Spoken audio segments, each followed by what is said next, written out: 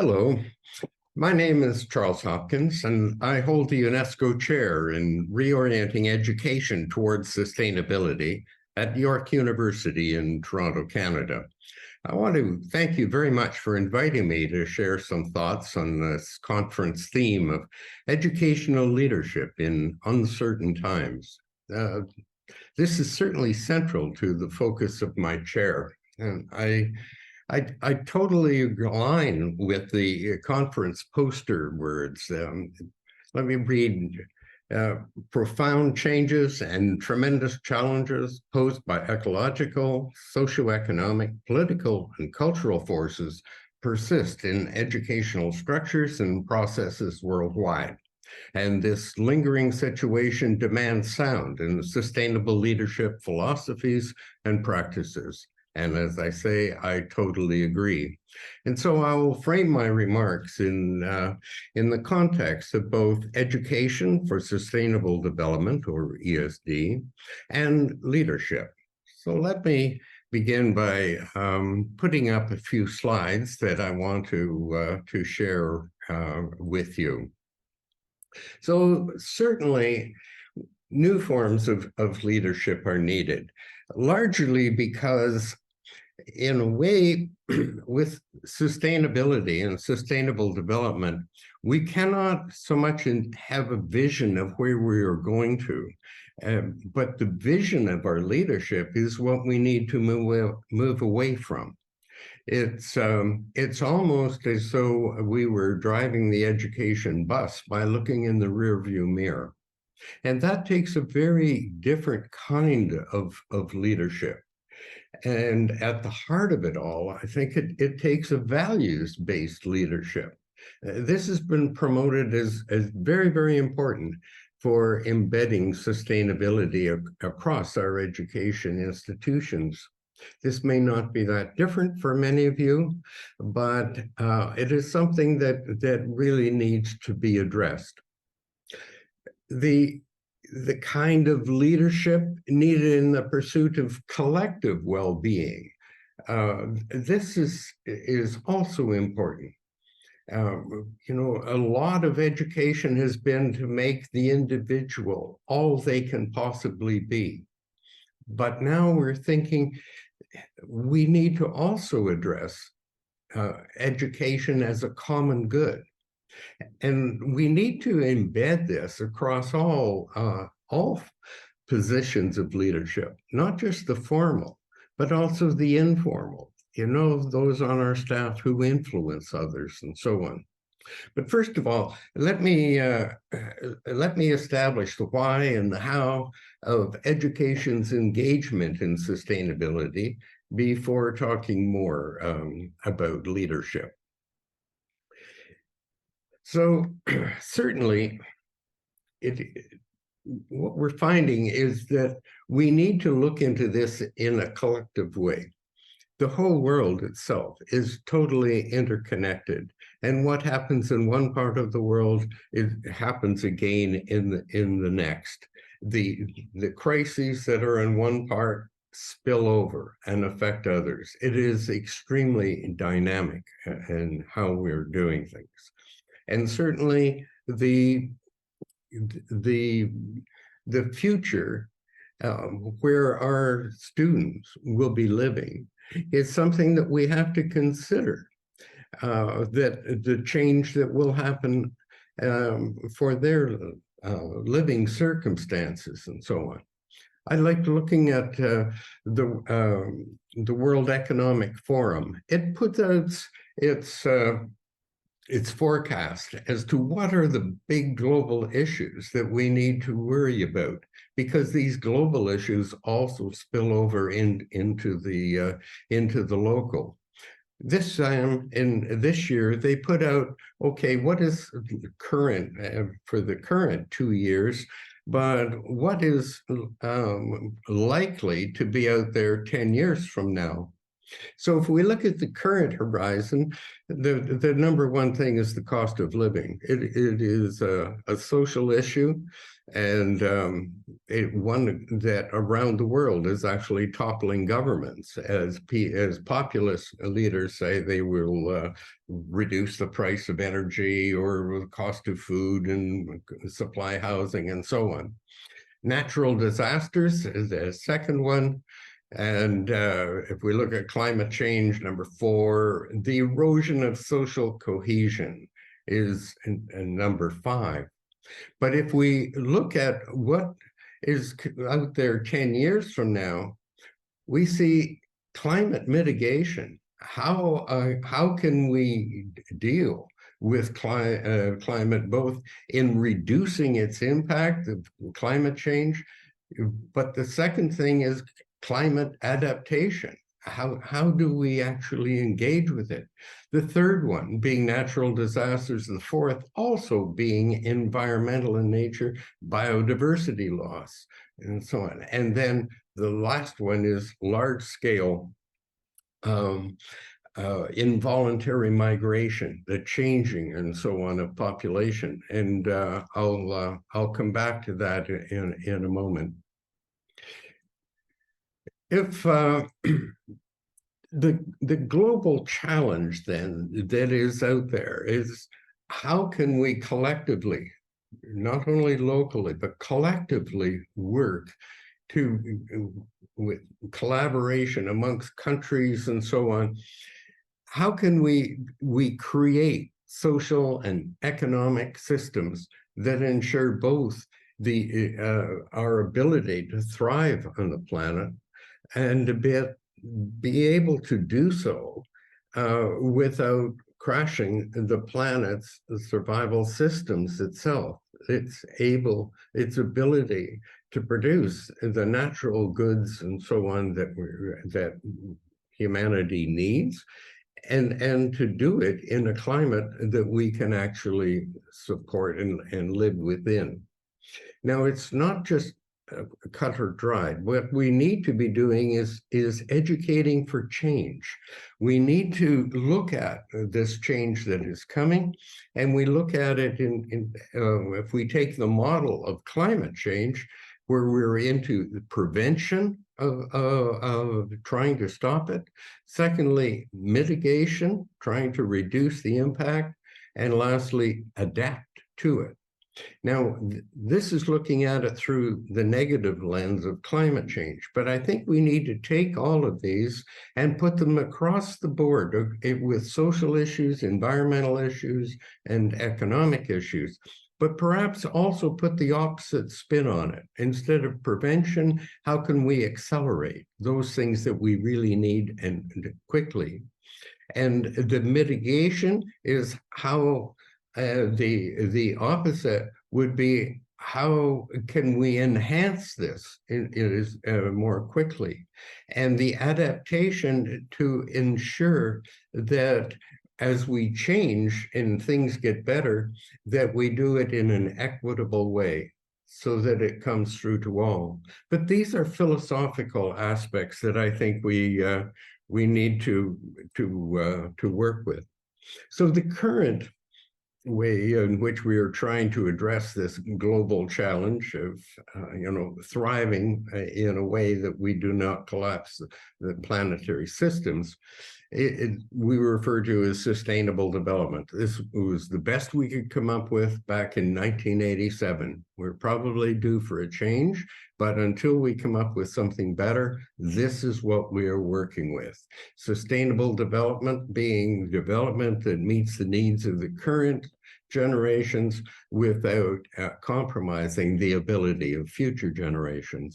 I like the explanation of an indigenous African elder who put it simply, enough for all, forever. Enough for all, forever. Now, the whole thing about what is enough, what does one really need, right?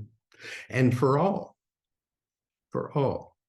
coming from an indigenous perspective, you can realize that for all was not limited to his tribe, to Africans, humanity? No, he was talking about all forms of life. And I think that's very important. And the intergenerational responsibility in the word forever. In the North, I sometimes think of enough in a context, we think of it as things or stuff. Do we need a second car? Do we need a boat? Do we need, whatever? How many televisions? It would be enough. So I like to think of it in the context of well-being. And that is something that I think the idea of how do we cope? How do we get along with others? How do we find meaningful in life? How do we know ourselves and reflect on our values, our perspectives, and so on? So that bigger context of well-being. But at any rate, the idea of the sustainable development is one that has questions in it, but the biggest question is how do we do it?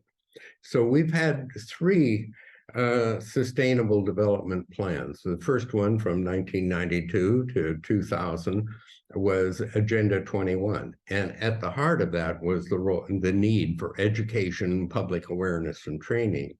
Then our second development plan or implementation plan for sustainable development went from 2000 to 2015. You'll remember the sustainable development or the Millennium Development Goals. Right?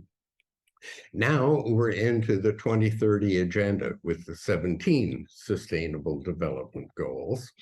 And of course, these are the ones that the world leaders could agree on.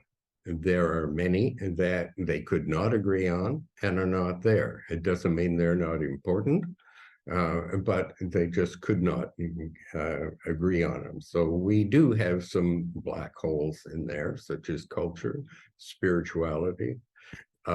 These are ones that hopefully in the next implementation plan from 2030 to probably 2050, we will be able to get at and to address more. But you see that Sustainable Development Goal 4, or SDG 4, is on quality education. Now, what is in quality education? So the idea is that in each of the Sustainable Development Goals, of course, there are targets and there are indicators that countries would be reporting on probably about every 4 years. So the idea also that is quite different from the previous Millennium Development Goals, which only applied to a handful of developing countries, these targets and goals apply to every nation, and every nation is to be working on them. So if you look, you will see the first one being to complete free quality primary and secondary school. A huge target to get everybody through secondary school or some form of constructive education to at least to the age of 16, if not 18. The idea of what is quality will vary from country to country, and as you know, each country guards its own education system, and rightly so. We have equal and 4.3, equal and affordable quality technical, vocational, and tertiary education. But the one I want to talk about more is the one on 4.7, knowledge and skills for sustainable development. So if we look at 4.7, it says by 2030, ensure all learners acquire knowledge and skills, etc., through education for sustainable development, and then lists some other things, human rights, education, gender equity, and so on, and global citizenship, and so on. And this 4.7 has been identified on 3 occasions by the United Nations General Assembly that it reaffirms that education for sustainable development is a vital means of implementing sustainable development. It's an integral element of SDG 4, but it is also the key enabler of all of the sustainable development goals. And as such, it's the only one that's been recognized that. And so it is identified as being very, very crucial in moving forward and needing our world's education systems to address. Now, what is it? And so what we looked at, I had the privilege in the late 1980s of being one of the 10 authors of the concept of education for sustainable development as we worked on that first implementation plan, Agenda 21. And there was a chapter 36, that was set aside for education, public awareness, and training. And so we were trying to see what are these areas. And so there were 4 that were brought forward. As a quick aside story, amongst the 10 of us, one was the president of an American university, actually, and he said, we just need much better recycling systems. If we taught everyone really how to recycle, that would be good. And another of the 10 of us was the dean of the Faculty of Education of the University of Cairo. And he said, I have several 100,000 students who are excellent at recycling. They live in the dumps of Cairo. He said, what they need is a good education. And that really changed the whole flavor. And so we said the first thing, if we're going to have any development whatsoever, we need to have everyone with access to and retention in quality education. But the second one was acknowledging that it was our most educated countries that were in many cases leaving the deepest ecological footprints. And that what we needed to do was to reorient the purpose of education itself, not to add a little thing, but to reorient the outcomes, the purpose of education to address sustainability. Now, we also knew that it was important that the general public understood the concept, because parents have a very large say in education around the world. But we also needed informed, knowledgeable parents. They are citizens, they are purchasers. Governments, we call on governments to do more, but governments will only do what they can sell politically. Otherwise, if they alienate the public, they're out of office.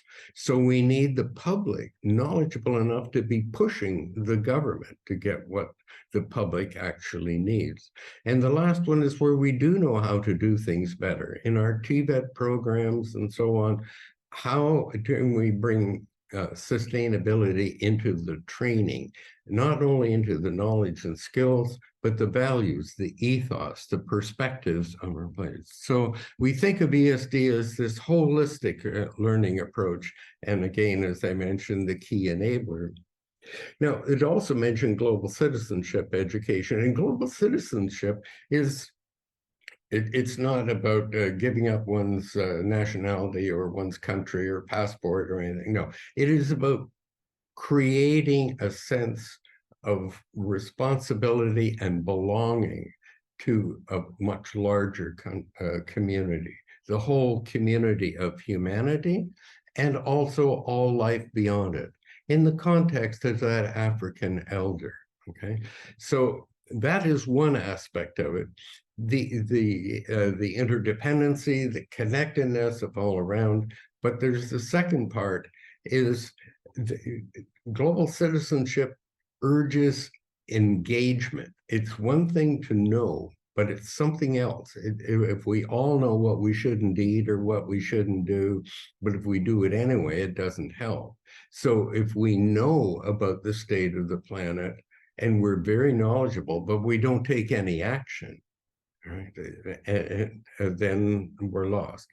So global citizenship, as well as creating the state of mind, encourages engagement, and it encourages teaching the skills of how to engage, how to influence, how to assume your rights and your responsibilities as a system.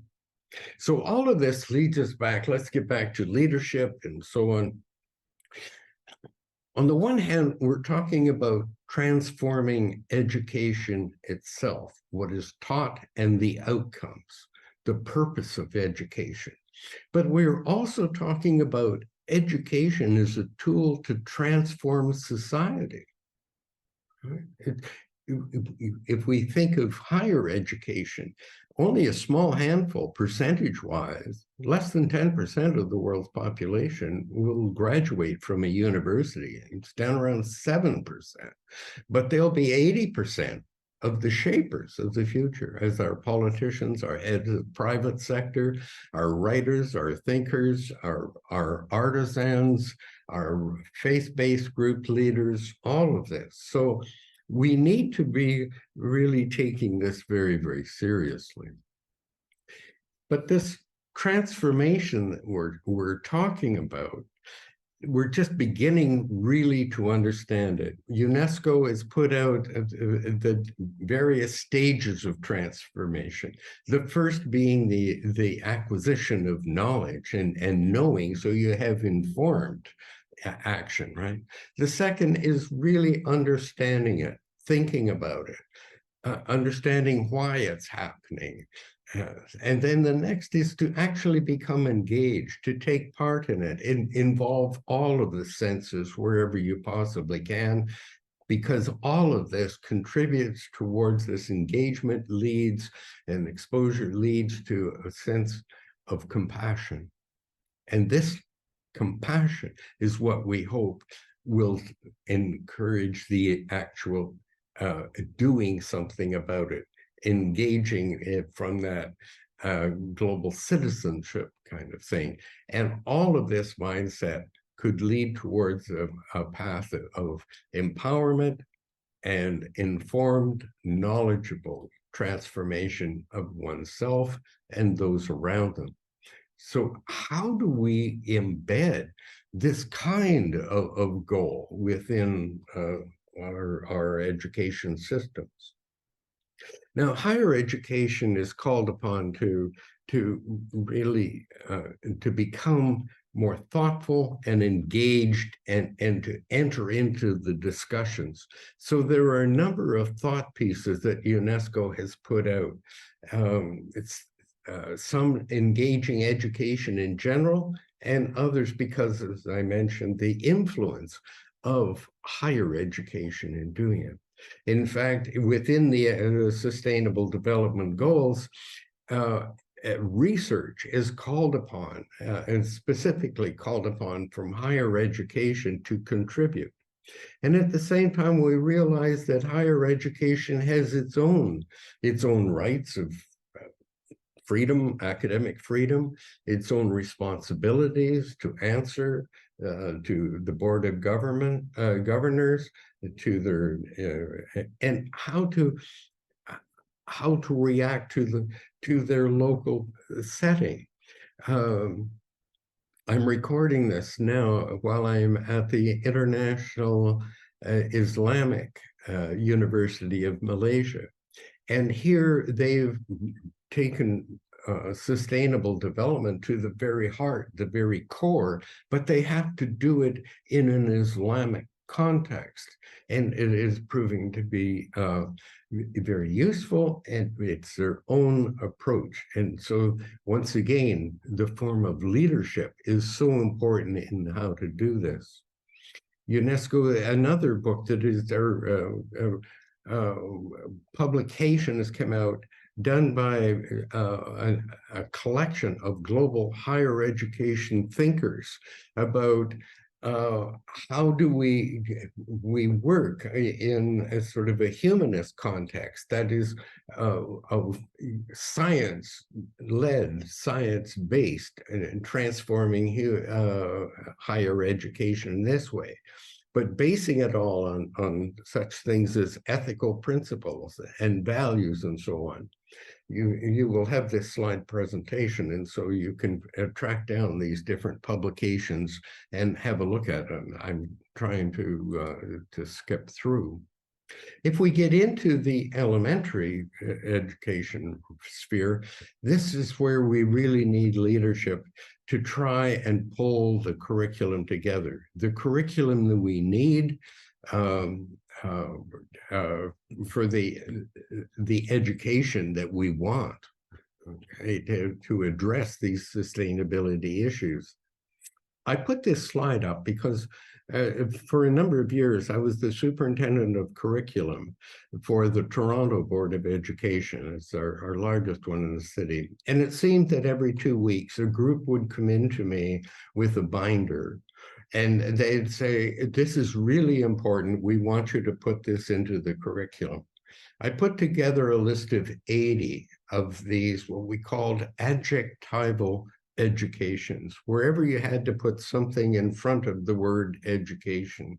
And of course, the teachers were taken aback. They said, but we're supposed to be focusing on mathematics, on language, on history, on social studies, physical education, in some cases religious education, and so on. Those were the core disciplines, and yet they were surrounded with all of these.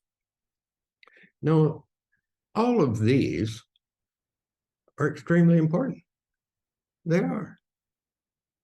And in fact, they highlight how ineffective our core curriculum is to preparing someone to live in 2050. But how do we deal with a crowded curriculum? This is where we need leadership to look at what the students get through their 16 years. And if we talk about preschool, they're 18 years with us as educators. How do we structure this? How do we bring it in? How do we really prepare them for the uncertain times that they will be living in? This is, again, the call for it. Because in the surveys that have gone on, most teachers are feeling not prepared, not really prepared to be able to deal with these. This is just looking into climate change education. 26% saying they're really not ready, and add another 32%, more than 50% really are not prepared to deal with this, and so on. So these are our issues of how do we knowledgeably bring our teaching staff up to speed to do it. We have in higher education, the International Association of Universities did a number of surveys. They do it every 2 or 3 years to see how faculty in universities feel about their knowledge around sustainability issues. You can see maybe up to a third feel that they're fairly good and excellent experts in some, but severely lacking in others. Now, no one can do it all, but it's how do we rearrange and get those things that need to be taught into the hands of those who feel the expertise to do it. Pardon me. Now, when we look at who's in charge of doing this, you can see that it is our leaders that are out there. They are the ones who are doing it. And followed also by the sustainability office, or they would have a sustainability officer in charge of it. These are the big ones. But also leaders in each faculty or discipline need to be engaged enough to be able to orchestrate what is happening within their institution. This again is from the International Association of Universities. When we get into the elementary and secondary schools, we often do not have that layer of department heads, and much of it falls back on them. So, but the leaders that we need from this is from Reimagining Our Futures Together. This is the latest think piece. Well, it came out around 2015. As you know, UNESCO every 28, 25 years revisits, why are we educating people? The purpose of education. And this is a thought piece to be fueling this discussion. And they say, but it's up to leaders at multiple levels of government, education administrators, together with teachers, students, families, communities, and civil society organizations, to define and implement this renewal of education. So what kind of leaders do we need? And as I mentioned before, the whole thing around ethics, so that when we are changing our education system, let's make sure that everyone is a winner and not changing it so that it now is biased towards a particular group. Let's hope that once again, the indigenous peoples, the IPs, are not left out. But also they are not simply swallowed into the mainstream. How do we deal with preserving their traditional knowledge? And how can we take and embed some of their wisdom into the new transformed knowledge that we need? And so other things, recognizing the biases that are already there in our education systems, right? So these are challenges that we do need to face as leaders. The biggest challenge as leaders, if we're going to bring about change, is how do we make this relevant for the people that we're talking to? Both our faculties, our teachers, how do we make it relevant to the students? And how do we make it relevant to the parents and so on? So taking the environmental, social, and economic concepts that are embedded in the 17 Sustainable Development Goals and bring them into a local, meaningful context that can be handled and understood by all. So when we look at these sustainability issues, once again, we can't deal with climate change, biodiversity, social injustice, all of these that we have now all the time. So what we need to do, again, is structure and figure it out. But the bottom line is that we need to come up with a framework. And I would suggest something like this: a framework so that any issue that comes up in the future, when COVID hit us, there were, or what will be the next big issue that comes forward, that we have an analysis framework that everyone can think through. This applies to artificial intelligence or whatever, is, the historical causes. What is the geographical scale? I'm not going to go through each one, but I think you will find these are really important. Questions in it: why is this persisting? Who is winning from this current situation? What would you propose to change? Who would be the new winners? And the current winners, what would they likely do as you try to bring these kinds of changes in? And then what is the impact that would come out of it? Are we just going to create yet new problems and so on? So this kind of idea of teaching a framework that can be used in the decades ahead of them. We must also look at that everyone has a role to play. No one discipline, no one department, no one anything can do it all. It's far too complex. But what we can start with is that everyone has a strength. It could be mathematics, it could be language arts, it could be whatever. How can you embed sustainability issues? If you're mathematics, the comprehension of extremely large and extremely small numbers is a key element into understanding the percentages of fresh water in the world. And so if you just look at it, billions of gallons and so on, how do we put these into charts and frameworks and so on, so one can comprehend it? And the same with language arts. Take your strength and then build on it. But we do need the leaders to orchestrate it. Right?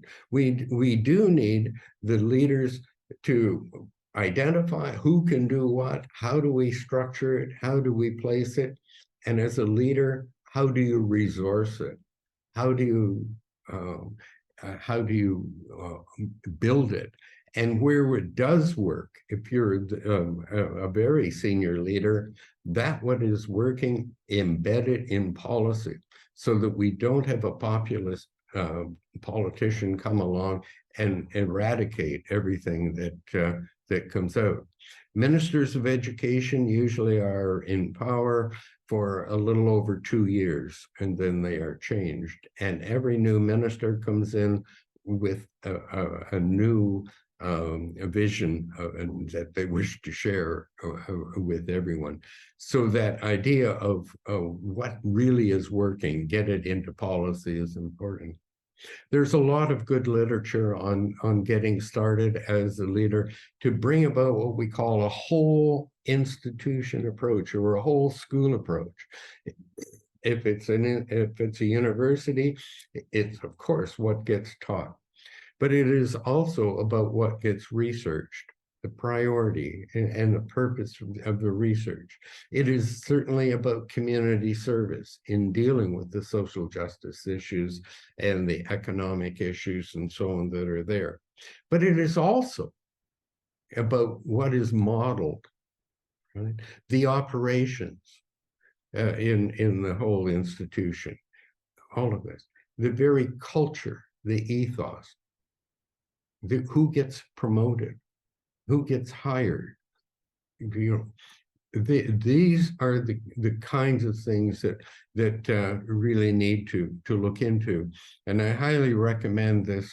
It's a Tibet manual, but can easily be adapted, put out by UNESCO, that can work with schools and certainly post-secondary institutions. My own university, and in closing, the overall academic plan deals with all of these particular aspects, but in a culture, you can say the outward coloring scheme, it is all embedded in a context of the United Nations Sustainable Development Goals. And it talks about everything from the global to the local to the campus itself. Thinking of the campus as a community, our university is 50,000. And so thinking of it as a small town where we can conduct our own research, thinking of the campus as a living laboratory for urban planning and so on. A few years, well, it's more than a few now. I guess it's almost 20 years ago. When teaching about our ecological footprint, a a little girl in Hyderabad in India who said to her teacher, "But I have hands. I can do something about my footprints." And the teacher recognized the metaphor of the positive aspect of the ecological handprint to overcome our footprints. So this really struck with me because that teacher had the insight to go to a local non-government organization.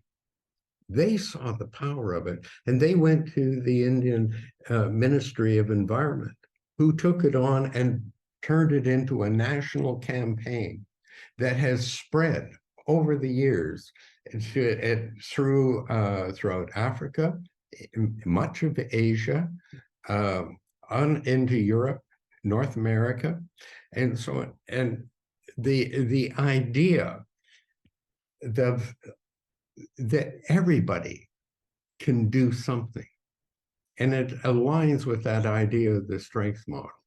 We need those leaders to align the handprints within their institution.